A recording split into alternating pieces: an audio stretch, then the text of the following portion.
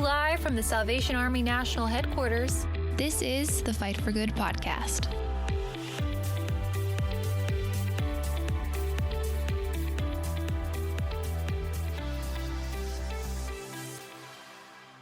Hello, and welcome to the Fight for Good podcast. I'm your host, Major Jamie Satterley, and here with me is our editorial director, Jeff McDonald. Good to be with you this morning. Hello. Good. It's good to have you, Jeff. And of course, as always, we have Elizabeth Hanley, our media manager and producer. How's it going today, Elizabeth? I am totally stoked to be here. Same. This is a great episode.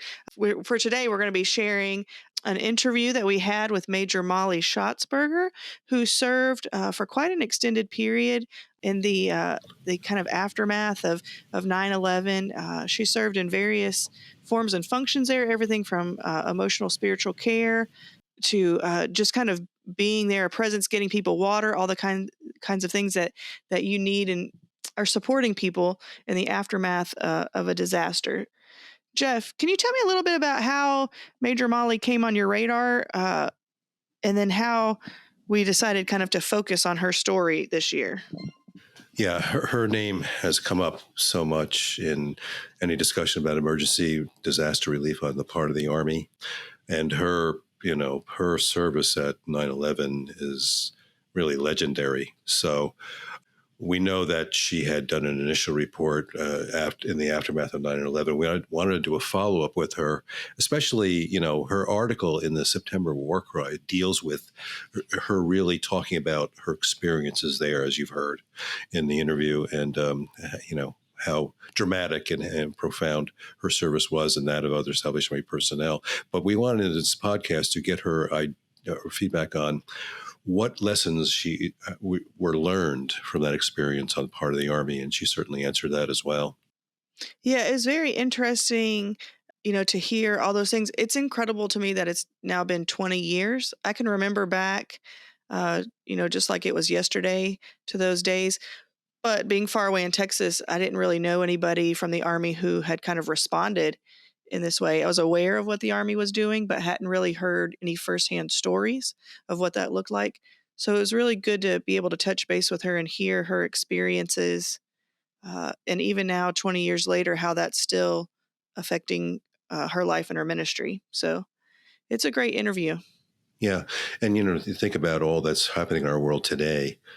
The messages are still relevant, and the growth of the Army's ability to respond to disasters is so very impressive. So in that vein, it's funny to hear her talk. She's humble. She's very down to earth, very practical, in her approach, and yet she has such a heart for ministry, and that came through in the interview. Yeah. Yes, I was very encouraged by her heart for other people, just simply with her ministry of presence, just being there and listening to what they're feeling and what they're going through. And those are all still things that she does today, even as a retired officer, continuing to serve where she can. Yeah, and it does personify in many ways what the Army's about. Her service, that example of her service. She was there for 9 months. I mean, she was right in the thick of it, in the tragedy and the heartache. And oh my, just having the faith to live through that, I think, is exemplary. We encourage you to stay tuned and check out this interview with Major Molly. Do you want to just give our readers a little bit of background on yourself, a little bit about you and your family, and maybe a little bit about your service through the Army, since, as you've said, you've had so many different kinds of appointments and things? Well, my husband and I served in Corps for a number of years. Then we were on headquarters, and it was in Greater New York. I don't know if you remember the TWA Flight 800 crash that went down on Long Island. And Colonel Ray Wood, who was the divisional commander then, asked me to go to the morgue to see if the Salvation Army might be of service. And it was actually there that I realized how unprepared myself and the Army were for these mega disasters. And so it was at that point I personally decided to get certifications and training and so forth so that I would be better prepared, and then was able to teach others. And from there, we went to the supplies and purchasing department. And my husband was, we call him the trade secretary. And when 9/11 happened, Greater New York, because of my past experience, asked me to come and join their team.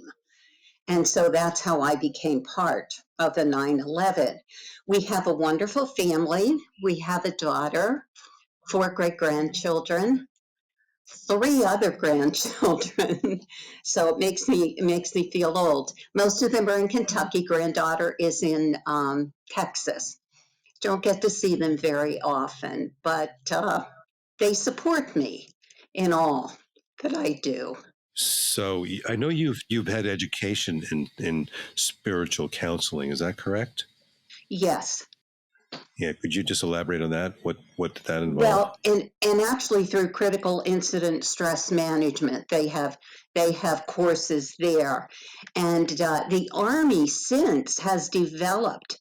I'm not sure what they call it today, but it was for emotional and spiritual care that anybody serving on those teams would have to take this training to better educate them. I did have the privilege when we were stationed at territorial headquarters of teaching at the training college, grief recovery. I am, one of the certifications I have is a grief recovery specialist.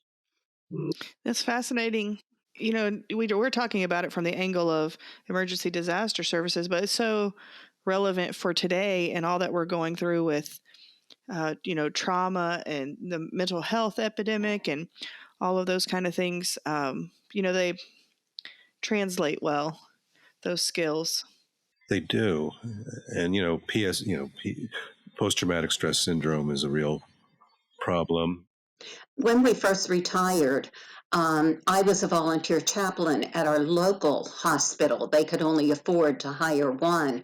So I became a volunteer, and I did that so that I would be able to keep my skills sharp just in case. Yeah. It just brings me to one of the questions we were going to ask later, but I guess it's apropos now in that it just seems the Army has advanced so much in emergency services over the decades. Have you seen that? Oh, definitely. Yeah. We still have some lessons to learn, but we have come a long, long way. And I think the training program is so important. It doesn't matter, like my expertise was emotional and spiritual care, but we have, food services, we have incident command, and just so many positions. And the Army has just really stepped up to the plate in saying, okay, if you want to be part of this, then you have to take this training. Yeah, and also resources have developed. I know that the incident commands in each territory, they're prepared, their resources are at the ready. And there's been a significant investment in that as well. Right. When 9/11 hit, we were not that prepared for the first 2 weeks in Greater New York. And I alluded to that in the War Cry article a little bit. We kind of flew by the seat of our pants, but we worked together and God was with us. But we have come a long, long way as far as if this happens again, this team is in place and absolutely ready to go. Hmm. Yeah, on that subject, I know that the Army is classified as a governmental disaster services agency, officially. Although the Army doesn't often get recognition in that way, but it is staggering, not just in the U.S., but also worldwide, what the Army does in relief. But I think the main reason is because the funds we get during a disaster go directly to that disaster. We don't spend a lot on PR like many of the agencies do. We think that what we do in our service, the people that we serve are our best advertisement. Yeah, it's true. We don't spend a lot of, even overall, we don't spend a lot of advertising money. We try to push as much of that back into the community as we can. And like you say, for disasters, It does. It all goes right back to where it's given. And it's so interesting to me too, the breadth of the types of disasters, I guess, that the Army responds to. You've done everything from small local ones like house fires to like these ones that affect our entire country, hurricanes, tornadoes, you name it. There's a good chance the Salvation Army disaster response is there in some capacity. I know when I was a Corps officer here in Virginia before, there was a shooting at the college in the Valley, and we sent an emotional and spiritual care response team out there to be with the families. So even things like that you don't really think of as emergency disaster services, the Army has some sort of response there to try to meet the needs of the people who are being affected by that tragedy. And usually the Army is one of the first ones there, if not the first. Yeah, you're right. It's one of the great things about having Army locations. We say we represent pretty much every zip code in America, and because of that, our local team is able to get right there. It may take a day or so to get the big response teams there, but the local people are jumping right in, serving, doing everything they can from the moment that they can. Yes. It's incredible. Yeah. So in your article, you share some very personal accounts of your encounters during 9/11 at Ground Zero. Could you just talk about some of the more vivid memories you have of that service? Well, I tried in the article to cover all three sites because we were at Ground Zero, we were at the morgue, and then we were at the Fresh Kills land site. And an interesting story from the Fresh Kills land site was where the debris went and sorted through for the very last time. And we don't hear a lot of stories coming out of there. I shared some of the Ground Zero stories in the War Cry article, but I remember specifically one day this little bit of a woman came into the feeding tent and sat down. And our procedure was, we just left them alone for a while, and then we'd go over and say, do you mind if I have, a soda with you? And in the course of the conversation, would you like to talk? So in the course of this, she started unloading about all that she was seeing. And I said to her, what do you do? Well, she drove one of those huge trucks that they had that literally lifted up the gravel and put it on the tray for people to sort through. And so she shared what she was feeling. She shared her emotions and the things that she was seeing. And at the end of the conversation, she said to me, now, can anybody talk to you? I said, well, that's what we're here for. And she pointed her finger and she said, I have a friend that needs to talk to you. So I said, okay, I'm here for 2 weeks. The next day, this little lady comes in pulling this muscular man behind her. He was also one of the equipment drivers. And she says to him, this is the lady I told you about. Now sit down and talk to her. So reluctantly, he sat down. But in the course of just chatting back and forth, he too was able to unload. And that happened over and over again. You had to get them away from the situation in order for them to just kind of take a breath and be able to talk about and then to go back to what they were doing. Major Molly, from the time that you started serving until the time that you were done, about how long was it? I was there all 9 months. And one of the greatest things that happened for the Army and for me personally was on the very last day when they asked the Salvation Army to be part of the honor guard as they brought the last beam out of the rubble. And today, it's still such a special memory. You never know when the tears are going to come. Well, listen, it's understandable. You lived through I mean, there's not a part of America that wasn't changed by what happened on 9/11, and you had a front row seat to all of that happened. It would be surprising if there weren't tears, I think. I mean, they talk about when trauma happens to you, or even secondary trauma, that it imprints itself in your mind in ways that, I mean, there's all kinds of scientific studies and things about it. But that's how I feel about 9/11. I was in Texas at the time. I can play back the memories of the newsreels and all those things in my mind, and it's like watching a movie in my head. And so I think for someone like you who was there on the ground helping people, it's only that much stronger, I would imagine, even now 20 years later. Yeah. Well, and you talk about the movie, and that's exactly what it's like. And then the movie goes on, and then all of a sudden you hit that freeze frame, and it stops for a while. And then it goes on. One of the greatest lessons I learned from all of the years I've been doing this is you never know when you're going to hit that freeze zone and something's going to come back.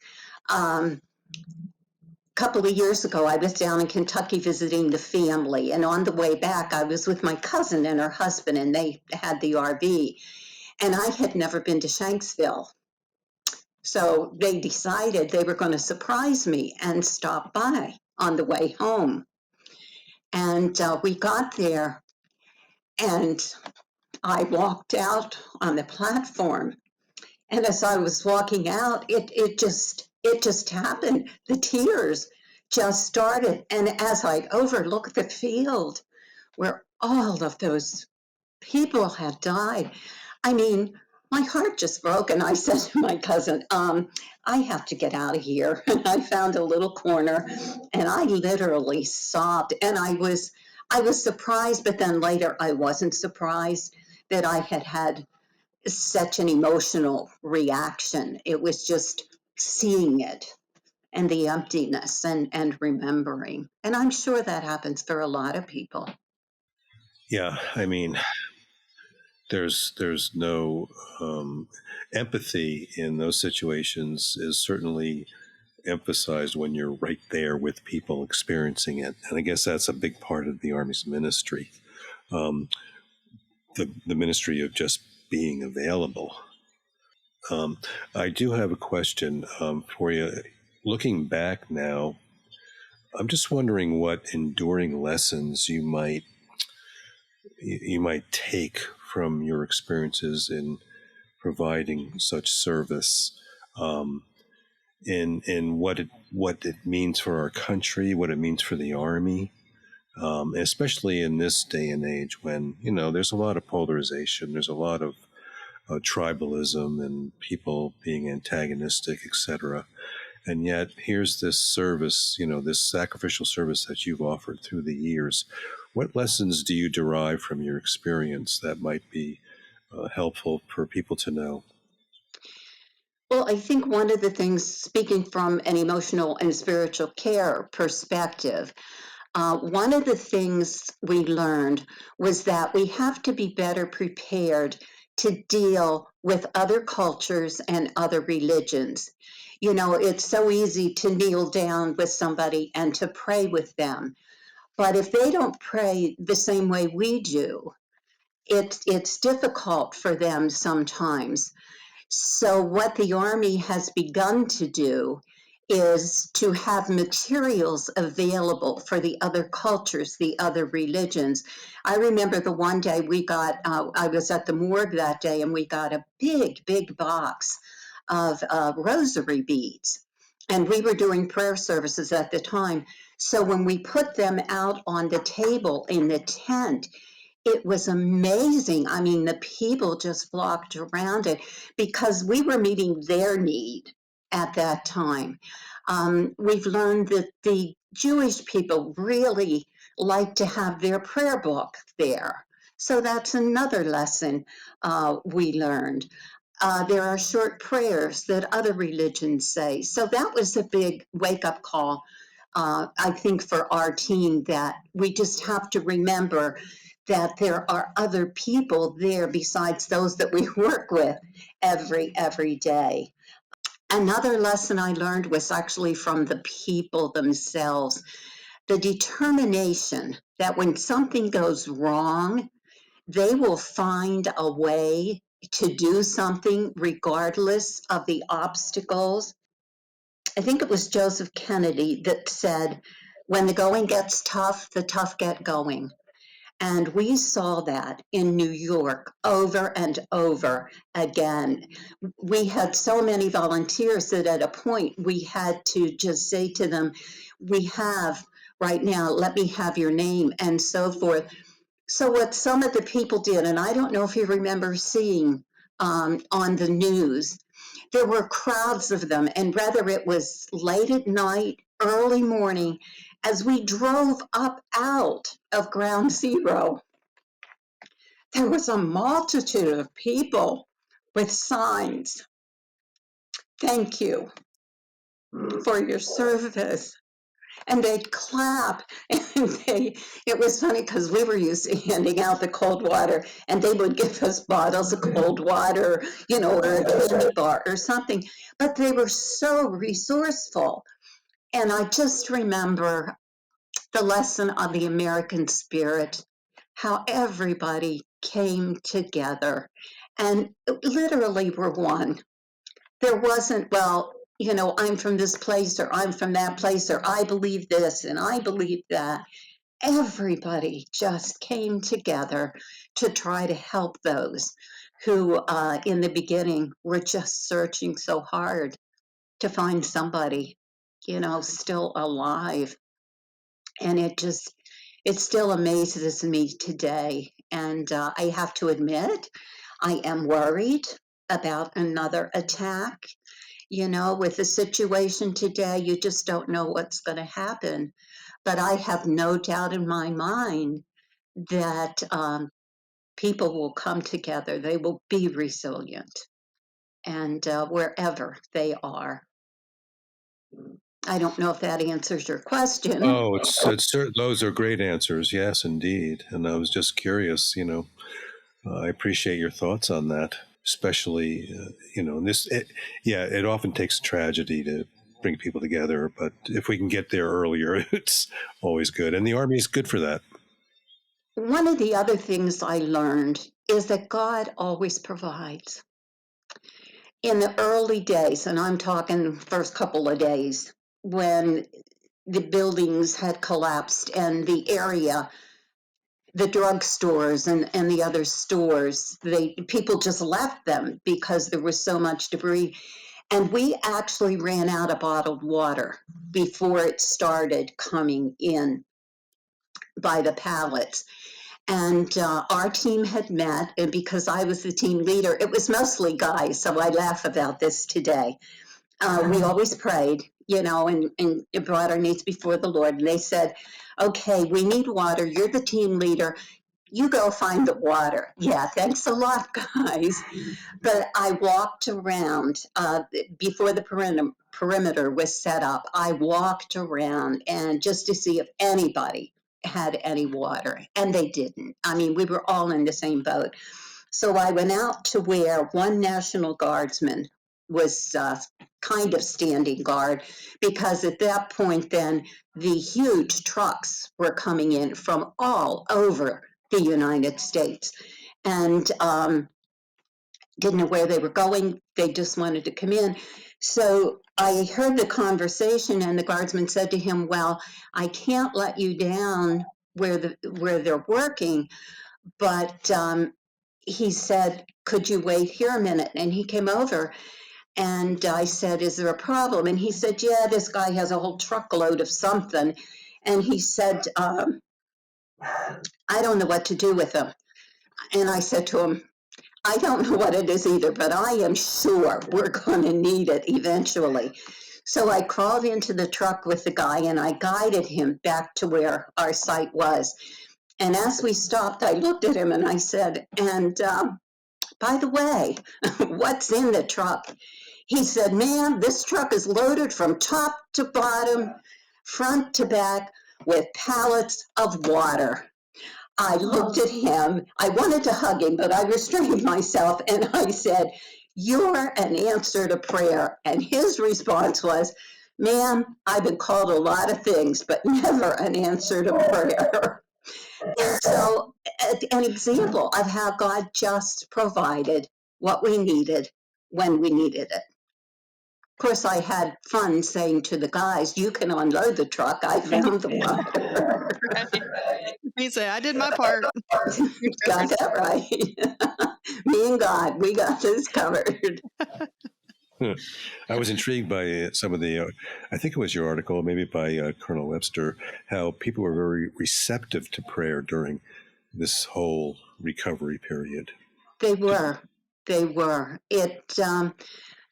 And I don't know if we have time for this, so stop me, but it was during Holy Week. And while others were digging for remains, there was another team digging underground for all the money that had been buried underneath. We called it the search for the gold. And on one particular day, I remember Steve, he was the leader of the group. And he came out to the table and he was so excited and he said, "You're not going to believe what we just found." And I thought, oh, they struck gold. And he said, as he was walking in, he literally fell to his knees. And the two guys that were with him thought he stumbled and went to pick him up and lift him up. And he pointed straight ahead and he said, "Look, 3 crosses, not one, but 3 crosses had fallen perfectly in the rubble." And he said to them, and this is during Holy Week, he said to them, "There's Calvary." And one of the guys that were with him said, "I can't remember the last time I was in church, but I can tell you what, I'm going this Sunday and every Sunday after." So they were so receptive. And just so many amazing stories. Yeah, I'm sure that you could relate so many, and the reality of the moment. How were you after 9 months of going through that? How did you recover from that 9 months of service?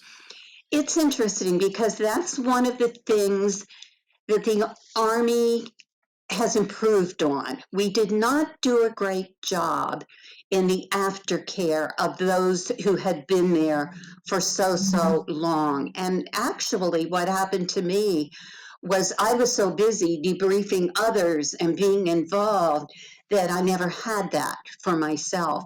And one morning, was months later, I couldn't get out of bed. I just was so exhausted.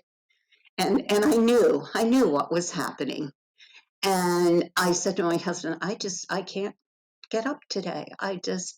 And so for a couple days, I stayed home in bed. And then I said, "Okay, you know what you have to do." So I called our pastoral care department and they got me in touch with a wonderful, wonderful counselor who actually walked me through it. And do I still have, I don't have flashbacks, but I have memories. Every now and then something will click. And so I cry, but I move on now. But we have to remember, we have to take care of those who take care of others. I do want to ask, I know it takes careful preparation of personnel and equipment to respond in an instant to crises and disasters. It takes a special type of person to rush in to bring aid, comfort, direction, spiritual and emotional support. Those responding are equipped and capable of standing fast for the long haul. What are the characteristics that distinguish the Army's emergency service workers? What characteristics are needed? I think for me, the greatest characteristic is the ministry of presence. So often you just want to help people say what they're thinking, and many times at the point they don't know what they're thinking.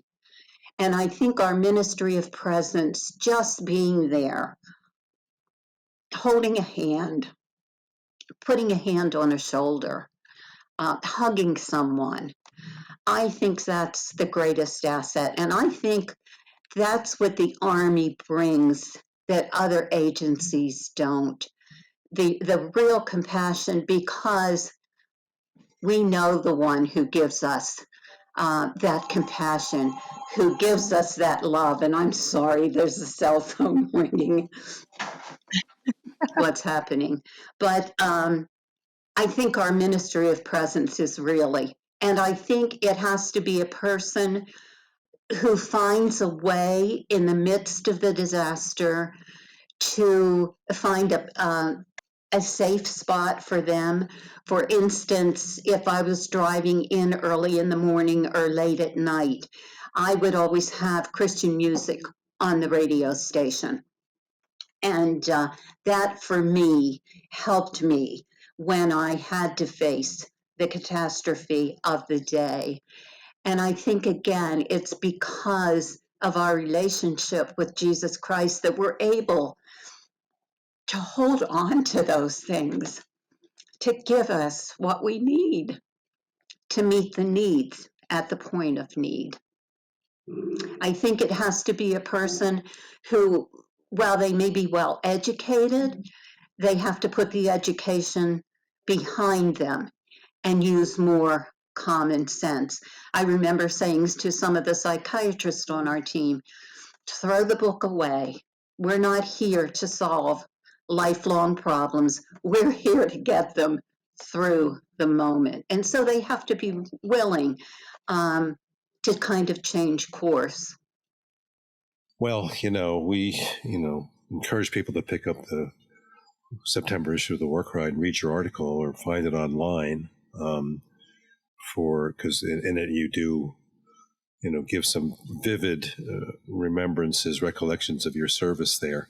And, I know you don't like to think of yourself as legendary, but everybody I talk to about your service has nothing but accolades, praise to give you for what you've accomplished, what you've done on the field. So, I'm sure you know that, but I just had the privilege of, as I say, being Jesus' hands and Jesus' feet.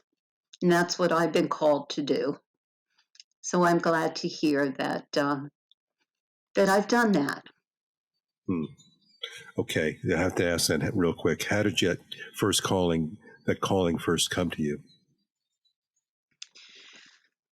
When I was a little girl, I wanted to join the circus and swing on the trampoline, the trapeze. I really did. That was my goal in life. But then as I got older, I realized how dangerous that was. So I really wanted to become a nurse. And I was dating my husband through high school, and he joined the Marines, and we got married after his service in the Marines. But while we were dating, he kept saying to me, you just need to know, if this is going to be serious, I feel called to be a Salvation Army officer. Well, I was brought up in another congregation and didn't know much about the Army except what he told me. And then I became the babysitter for the Salvation Army officers in our hometown. So long story short, I knew I loved this guy. And I said, if God really wants him in my life, then he must be calling me to the same service that he just feels so impassioned about. And so it actually came, I think, through my husband's calling that the Lord said, and I believe it or not, I was very shy. And he said, I want you in full-time service.